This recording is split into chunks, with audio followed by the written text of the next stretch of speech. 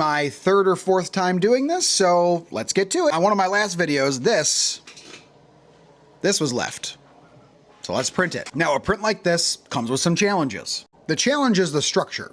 Basically, it's got small legs, it's got a larger torso, the arm. I mean, there's just a few things of when you're printing, so you have to think about it. You also have to make sure you dial in the supports. So here's my prompt. I would like you to take this image and give me a 3D render of what you think it would look like if it was an action figure. And then it said, sure, I'd love to, but please upload a photo. I thought I submitted a photo at that moment. So I uploaded the photo and it came up with this.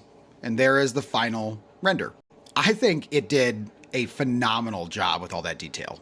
Over to MakerWorld.com. That's where you need to go next. Once you're at MakerWorld.com, click on Maker Lab. You're gonna scroll all the way to the bottom until you get to Image to 3D Model. And then you're gonna upload your image and it's going to render your file in 3 dimensions. Once again, I think it did a great job. Side note, I would definitely do this one in one color and then paint it. There's just a lot of detail here. And as always, stay tuned because we don't do a part 2. We only do a part 1, so I'm taking this from start to finish. Your job is to watch the video till the end. And just like that, you load up your file into Bambu Studio and there it is, ready to print. Now, I will do a separate video on all of my support settings that I normally would put on a print like this. I do tweak them just slightly, but it's pretty much the same almost every print. All right, now that we got it looking all Stranger Things-like with all those support structures, this print's gonna take 7 hours, 12 minutes, and it's gonna use $1.85 worth of filament. Sometimes you have to ask yourself, is it the filament or the time that's more expensive at this point?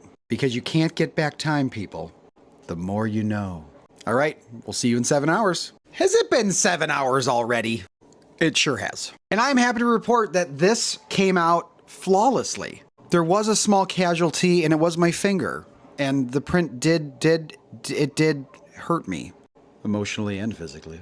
Now without further ado, the final reveal of the 3D file of the day. And here it is. I think, again, it turned out beautifully.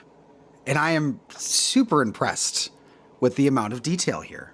Again, my major concern was going to be a failure, spaghetti failure is what I like to call it, around the leg area.